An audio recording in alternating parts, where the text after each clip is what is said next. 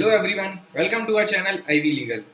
In our today's video, we are going to talk about legality of object section 23 of Indian Contract Act. What does this section talks about? This section talks about what consideration and objects are lawful and what consideration and objects are not lawful. So basically इस video में हमको ये जानना है कि क्योंकि एक contract को बनाने में lawful consideration and lawful object होना चाहिए, ये हमको सबको पता है। तो कौन कौन से केसेस में कंसिडरेशन और ऑब्जेक्ट लॉफुल नहीं होगा और क्या उसका इफेक्ट होगा एक अग्रीमेंट पे जो कॉन्ट्रैक्ट बनेगा, तो ये हम डिस्कस करेंगे।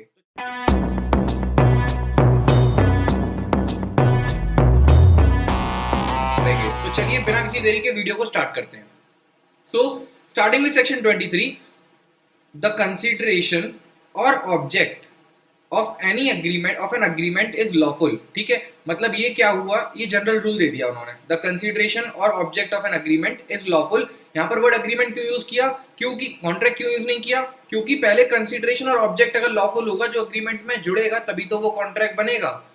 क्योंकि अगर अग्रीमेंट में ये चीजें लॉफुल होंगी और उसके बाद ही तो वो एनफोर्सिबिलिटी ऑफ लॉ गेन कर पाएगा, तभी तो वो कॉन्ट्रैक्ट बनेगा। इसीलिए यहाँ पे सेक्शन ने वर्ड क्या यूज किया है, अग्रीमेंट। तो कंसिडरेशन और object of an agreement is lawful unless it is forbidden by law or it defeats the provision of any law or it is fraudulent। अगर ये तीन केसेस हैं, ठीक है, इसके अलावा और तीन केसेस हैं नीचे जो है कि और it causes injury to person और प्रॉपर्टी और इट इज इमोरल और it is against public policy. तो ये 6 ग्राउंड्स हमको डिस्कस करने हैं आज की वीडियो में।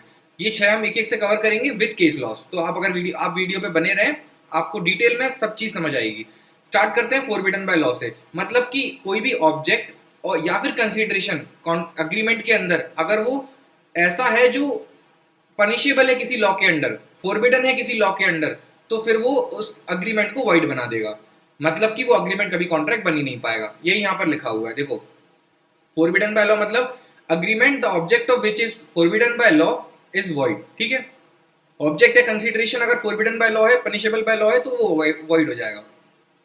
अब इसमें ये केस है, इस केस को हम डिस्कस करने से पहले ये एक मैक्सिम डिस्कस कर लेते हैं। एक्स टर्पी कॉजा नॉन ऑडिटर एक्शियो, एक्टियो बोल लो। तो एक्स टर्पी कॉजा नॉन ऑडिटर एक्टियो, इसका मतलब बेसिकली क्या है कि no court shall enforce an illegal contract. के से मतलब है कॉन्ट्रैक्ट और an obligation arising out of illegal contract और इलीगल ट्रांजेक्शन। मतलब सीधी सी भाषा में ये है कि अगर प्लेंटिफ खुद रॉन्ग डूअर है, प्लेंटिफ खुद इलीगल काम कर रहा है, तो फिर वो डिफेंडेंट के अगेंस्ट एक्शन नहीं ले सकता। क्यों? क्योंकि वो खुद ही गलत है। वो इलीगल कॉन्ट्रैक्ट में किसी और जिस कॉन्ट्रैक्ट में वो एंटर हुआ, वो कॉन्ट्रैक्ट ही अगर इलीगल होगा तो वो उस कॉन्ट्रैक्ट के बेसिस पे सूट क्यों फाइल करेगा? वो नहीं कर सकता। तो no action can arise out of an illegal act where plaintiff himself is a wrongdoer. ये इसका मीनिंग है एक्स टर्पी कॉजा नॉन ऑडिटर एक्टियो का। अब इसका यहाँ पर क्या रिलेशन है? यहाँ पर ये रिलेशन है कि वही वाली बात आ गई कि फोरबिडन बाय लॉ अगर ऑब्जेक्ट और कंसिडरेशन है तो अग्रीमेंट वॉइड हो जाएगा। और उस केस में अगर जो चीज फोरबिडन बाय लॉ है वो अगर कुछ ऐसी चीज है जो प्लेंटिफ के द्वारा ही फोरबिडन बाय लॉ हुई थी, तो प्लेंटिफ केस ही फाइल नहीं कर पाएगा। क्यों नहीं कर पाएगा? क्योंकि प्लेंटिफ खुद ही रॉन्ग डूअर था। यहाँ पर अप्लाइंग द मैक्सिम एक्स टर्पी कॉजा नॉन ऑडिटर एक्टिव। अब आ जाते हैं केस लॉ पर। Nandal versus Thomas J William. इस केस में क्या हुआ, बेसिकली एक्साइज एक्ट जो होता है वो फोरबिड करता है any sale, transfer, lease, sublease और पार्टनरशिप ऑफ लिकर शॉप। मतलब लिकर शॉप का एक पर्सन को लाइसेंस मिलता है, उसके बाद उसको वो लाइसेंस होल्डर हो गया। अब वो ना इस चीज को सबलीज कर सकता है, ना ट्रांसफर कर सकता है, ना सेल कर सकता है, ना किसी के साथ पार्टनरशिप में एंटर हो सकता है, बिकॉज लाइसेंस सिर्फ उस पर्टिकुलर पर्सन को मिला है। इस केस में इसका जस्ट कॉन्ट्ररी हुआ क्या कि पी से यहाँ पर प्लेंटिफ है और डी से मतलब है डिफेंडेंट। तो plaintiff the licence holder of shop entered into partnership agreement with defendant. कानून क्या बोलता है एक्साइज एक्ट कि आप पार्टनरशिप एग्रीमेंट में एंटर नहीं हो सकते। किस चीज से रिलेटेड? लिकर शॉप से रिलेटेड, क्योंकि लाइसेंस किसी एक पर्सन को मिलता है। यहाँ पर प्लेंटिफ को मिला, लेकिन वो डिफेंडेंट के साथ पार्टनरशिप एग्रीमेंट में एंटर हुआ for the same licence shop. तो इसीलिए यहाँ पर जो अग्रीमेंट था, पार्टनरशिप अग्रीमेंट, वो कोर्ट ने उसको वॉइड डिक्लेयर किया on the ground that the agreement is forbidden by excise act. ठीक है, एक्साइज एक्ट क्योंकि फोरबिड करता है ऐसे कॉन्ट्रैक्ट को, ऐसे अग्रीमेंट को, इसीलिए उस एक्ट को यूज करते हुए कोर्ट ने इस अग्रीमेंट को वॉइड डिक्लेयर कर दिया। तो ये है एग्जांपल फोरबिडन बाय लॉ का। अगर ऑब्जेक्ट और consideration in any agreement is forbidden by law, then it becomes void. अब आ जाते हैं दूसरे पे, defeat the provision of any law. मतलब कि कॉन्ट्रैक्ट पर से does not violate any law, but if the object of the contract does not directly violate any law, but if it is permitted it may defeat the purpose of any law.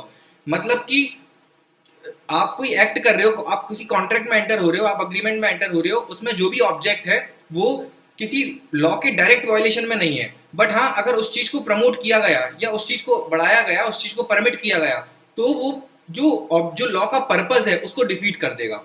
अब इसको आपको भी अगर इससे समझ में नहीं आएगा तो ज्यादा कंफ्यूज मत हो, आप इस केस का एग्जांपल समझोगे तो आपको क्लियर हो जाएगा। ठीक है, तो अभी 1 मिनट के लिए इसको होल्ड पे डालते हैं, इसके मीनिंग को, which defeat the provision of any law. हम समझते हैं इस केस लॉ को। Mohinder Singh versus state of Punjab. इस केस में क्या हुआ था, basically person was elected as sarpanch. ठीक है, ये पर्सन जो है सरपंच की पोस्ट पे इलेक्ट हुआ, सरपंच की पोस्ट पे इलेक्ट हुआ, 5 साल का उसका टेन्योर था। अब इसने क्या किया, इसने किसी एक पर्सन के दूसरे पर्सन के साथ एग्रीमेंट एंटर किया जिसमें उसने उसको 2 साल अपने दे दिए अपने टेन्योर के, और बचे 3 साल इसने खुद ने रख लिए अपने पास। तो ये बेसिकली यहाँ पर अपने 5 साल के टेन्योर को एक अग्रीमेंट में एंटर करके पर्सन के साथ 2 साल उसको दे रहा है, 3 साल अपने पास रख रहा है। तो यहाँ पर क्या इलेक्शन का पर्पस फुलफिल हो रहा है? नहीं हो रहा। Free and fair election promote हो रहा है? नहीं हो रहा। तो यहाँ पर इन्होंने जो एग्रीमेंट एंटर किया, ऐसा किसी कानून में दिया नहीं है कि अगर आप एग्रीमेंट एंटर करके और अपने पीरियड ऑफ टेन्योर को 2 लोगों में बांट रहे हो तो ये वायलेटेड है, ये वायलेशन ऑफ एनी लॉ है और ये XYZ पनिशमेंट के थ्रू, XYZ एक्ट के थ्रू पनिशेबल होगा, ऐसा कहीं नहीं दिया। बट ये जरूर दिया है कि फ्री एंड फेयर इलेक्शन होना चाहिए। ये पंजाब पंचायती राज एक्ट है जो इस चीज को गवर्न करता है। तो यहाँ पर इसका पर्पस क्या था कि free and fair election promote हो पंजाब में। बट क्या ये पर्पस फुलफिल हो पा रहा? नहीं हो पा रहा। क्यों नहीं हो पा रहा? क्योंकि यहाँ पर फेयरनेस तो बची नहीं। जो इलेक्ट हुआ 5 साल के लिए, उसने 2 साल किसी और को दे दिए, 3 साल खुद एंजॉय कर रहा है। ऐसा कोई एग्रीमेंट अगर हम वैलिड कर देंगे तो फिर पर्पस फुलफिल नहीं होगा। तो इसीलिए such act, the object of such agreement, though by itself does not violate any law, but if it is permitted, it would defeat the purpose of law. अब अगर आपको समझ में आ गया होगा तो आप इस चीज को फिर से वापस पढ़ लो। Object of contract not directly violate any law, but if permitted may defeat the purpose of law. Such contracts is void. ठीक है, ये हो गया सेकंड चीज। अब आ जाते हैं तीसरे पे। तीसरा क्या है? थर्ड बोलता है फ्रॉडुलेंट, मतलब कि अगर ऑब्जेक्ट और कंसीडरेशन फ्रॉडुलेंट है तो उस केस में एग्रीमेंट वॉइड हो जाएगा। As simple as that.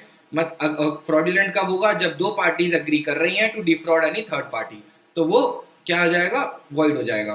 क्यों? यहाँ पे एसेंशियल क्या इंपॉर्टेंट है कि इंटेंशन होना चाहिए पार्टी का जो अग्री कर रही है टू डिसीव समवन। अगर ऐसा होगा तो फिर वो फ्रॉडुलेंट एक्ट हो जाएगा।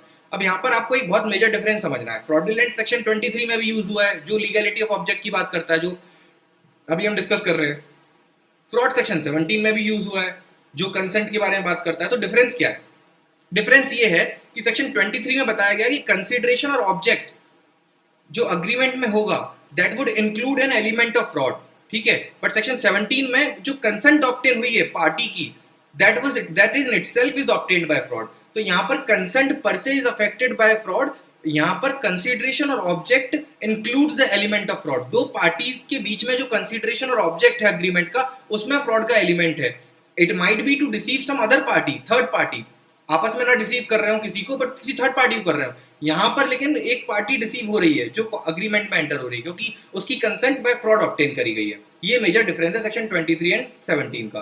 ठीक है, ये हो गया हमारे 3 ग्राउंड्स। अब इसके बाद आ जाते हैं 4th ग्राउंड पे, जो है इंजरी टू पर्सन और प्रॉपर्टी। ठीक है, अब इससे मतलब क्या है कि कोई भी अग्रीमेंट जो इस तरीके से एंटर हुआ है 2 लोगों के बीच में, जिसका मेन ऑब्जेक्ट ही ये है कि हमको किसी पार्टी को इंजरी पहुंचानी है, या तो किसी पर्सन को इंजरी पहुंचानी, थर्ड पर्सन को, या उसकी कोई प्रॉपर्टी को इंजरी पहुंचानी है, तो उस केस में वो अग्रीमेंट वॉइड हो जाएगा। ठीक है, एग्जांपल के लिए केस लॉ है क्ले वर्सेस येट्स। इस केस में क्या हेल्ड हुआ था? कोर्ट ने ये बोला कि any agreement to commit a crime और a civil wrong, for example to assault, to beat a person, to publish a libel against a person, मतलब न्यूज़पेपर में एक डिफेम आर्टिकल पब्लिश करा दोगे आप, तो उससे सामने वाली पार्टी को वो हो जाता है, उसकी मतलब उसकी गुडविल और इमेज स्पॉइल हो जाती है। या फिर फॉर टू कमिट स्लेवरी और bonded labour, these all fall under this category of ये जो अग्रीमेंट को वाइड बना देंगे। ठीक है, तो इनमें से ऐसे आप कुछ भी एक्ट करोगे, ऐसे मतलब इन एक्ट को करने के लिए आप कुछ भी अग्रीमेंट बनाओगे तो वो अग्रीमेंट वाइड हो जाएगा। और ये सिंपल है, मतलब इसमें कुछ आपको दिमाग नहीं लगाना है, क्योंकि देखो अगर किसी को मारने का हम अग्रीमेंट बनाएंगे और उसको अगर कोर्ट वैलिड डिक्लेयर कर देगा तो यहाँ पर सारे अग्रीमेंट फिर सोचो किस तरह के बनेंगे। तो वही है, सिंपल एकदम लॉजिक लगाना है। इंजरी किसी को अगर हो रही है तो वो अग्रीमेंट वाइड है। अब आ जाते हैं इमोरल पे। इमोरलिटी भी सिंपल है, जैसे इंजरी था वैसे इमोरलिटी है, बस इसमें थोड़ा सा आप ऐसे मेंशन कर देना। जैसे मैंने यहाँ पर एक केस लॉ डाला है, घेरूलाल परख वर्सेस महादेव दास। इस केस में क्या हेल्ड हुआ था कि इन्होंने ये बोला कि the word immoral connote a different things depending upon the circumstances, societal structure, standards of morality prevailing at that time, and as approved by courts looking at the society. Societal structure, circumstances, standard of morality को देखते हुए court ये determine करेगा कि जो agreement enter हुआ था क्या वो इमोरल था.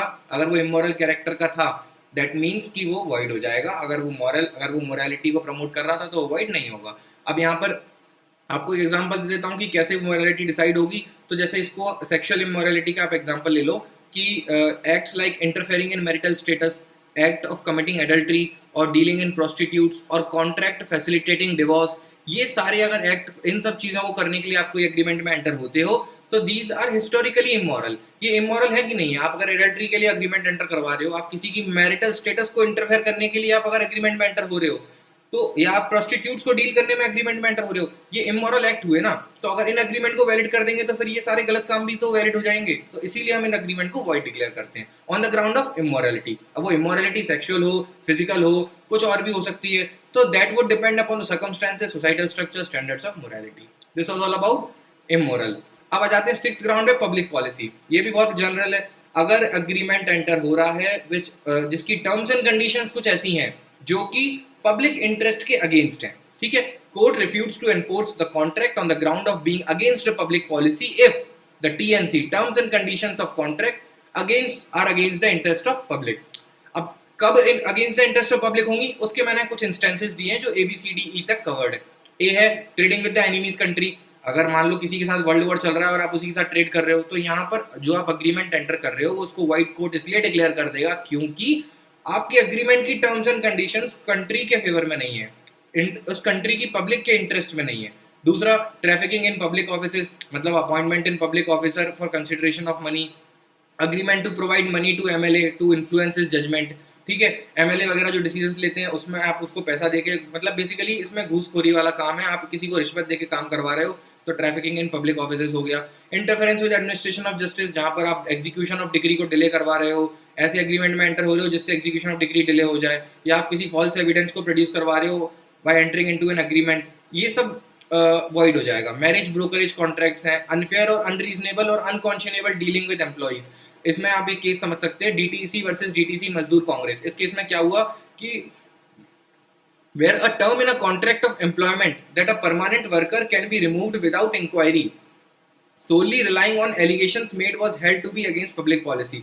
मतलब कॉन्ट्रैक्ट ऑफ एम्प्लॉयमेंट में एक उन्होंने टर्म मेंशन करी, जो TNCs होती हैं उसमें एक टर्म उन्होंने ऐसी मेंशन करी जिसमें लिखा था कि permanent worker can be removed without inquiry solely relying on the allegation. अगर किसी परमानेंट वर्कर के ऊपर बैड एलिगेशन लग गया है तो without setting up any inquiry उसको सीधा उसके एलिगेशन पर रिलाई करते हुए उसको बाहर निकाल दिया जाएगा. तो this is completely against public policy. तो यहाँ पर ऐसे एग्रीमेंट को अवॉइड कर दिया जाएगा और एम्प्लॉई और मतलब एम्प्लॉयर एम्प्लॉय के बीच में ये जो लाइबिलिटी अराइज होती वो नहीं होगी. क्यों? क्योंकि पब्लिक इंटरेस्ट को प्रोटेक्ट करना है. पब्लिक इंटरेस्ट क्यों अफेक्ट हो रहा है? क्योंकि उसको अपॉर्चुनिटी ऑफ बीइंग हर्ट दी नहीं जा रही है, ऑडियल्ट्रम पार्टम फॉलो ही नहीं हो रहा है. तो विदाउट इंक्वायरी अगर आप रिमूव कर दोगे तो फिर पब्लिक पॉलिसी कैसे, मतलब पब्लिक इंटरेस्ट के तो अगेंस्ट ही हो गया ना. तो अब ऐसे ही है कि आपको ये 5 ग्राउंड है और ये पब्लिक पॉलिसी के अंदर आपको इसको एलैबोरेट करना है. तो बेसिकली ये है इन टोटल, जहां हम बात करेंगे कि कौन कौन से केसेस जहां पर ऑब्जेक्ट और कंसिडरेशन को अनलॉफुल मान लिया जाएगा, और अगर ये अनलॉफुल हुए तो अग्रीमेंट में अगर ये अनलॉफुल थे तो अग्रीमेंट को कोर्ट वॉइड डिक्लेयर कर देगा, मतलब कॉन्ट्रैक्ट कभी बन ही नहीं पाएगा. इसीलिए हम डिस्कस करते हैं लीगैलिटी ऑफ ऑब्जेक्ट को, कि ऑब्जेक्ट और consideration of an agreement has to be lawful to make it a contract. अब देखो, अब सबसे एक इंपॉर्टेंट चीज रह गई है कि ऑब्जेक्ट और कंसिडरेशन क्या सेम चीज है और डिफरेंट है तो क्या है. तो ऑब्जेक्ट को बोला गया है design and purpose behind a contract. ठीक है, किसी कॉन्ट्रैक्ट को एंटर होने से पहले उसका क्या ऑब्जेक्टिव था, उसका क्या पर्पस था, वो होता है ऑब्जेक्ट. वो उसका डिजाइन, उसका पर्पस होता है ऑब्जेक्ट. और something in return under a contract is a consideration. ये तो आपको पता ही है, सेक्शन 2D से आप और एलैबोरेट कर सकते हो. ठीक है, यही इस केस में हेल्ड हुआ था, Zafar Ali versus Budge Budge jute mills limited. इसमें उन्होंने ये बोला कि जो ऑब्जेक्ट वर्ड है that is not similar to consideration, it has different meaning and the way it is differentiated is that object means purpose or design of contract and consideration means something in return under a contract. तो इस case में ये held हुआ था कि if a purpose was to defeat provisions of bankruptcy law then transfer would become inoperative under transfer of property act. तो मतलब एक ट्रांसफर हो रहा था ट्रांसफर ऑफ प्रॉपर्टी एक्ट के अंदर, जिस ट्रांसफर के बाद बैंक्रप्सी लॉज के प्रोविजंस डिफीट हो रहे थे. ठीक है। कुछ लिक्विडेशन का केस था ये, जिसमें एक पार्टी बैंकरप्ट हो गई थी, उसके असेट्स का डिस्ट्रीब्यूशन होना था, ट्रांसफर होना था। तो वो ट्रांसफर अगर बैंकरप्सी लॉ के प्रोविजंस को डिफीट कर रहा था तो that transfer would be inoperative. क्योंकि वो ऑब्जेक्ट को डिफीट कर रहा है, ठीक है। तो इसीलिए वो ट्रांसफर वॉइड कर दिया था। तो इस केस में ये दो चीजें इंपॉर्टेंट थी। इसको आप इलेबोरेट कर सकते हो if the question asked for what do you mean by object and consideration under section 23, तो आप इसको यूज कर सकते हो। वरना तो आपको ऐसे ही शुरू करना है कि ये सेक्शन है, ये 6 ग्राउंड है जिसमें वो अनलॉफुल माना जाता है, ठीक है। So this was all about section 23। अब मिलेंगे अगली वीडियो में जहाँ डिस्कस करेंगे सेक्शन 24 को। अगर आपको वीडियो पसंद आई है then do like, subscribe my channel and hit the bell icon for regular updates. Good bye, thank you.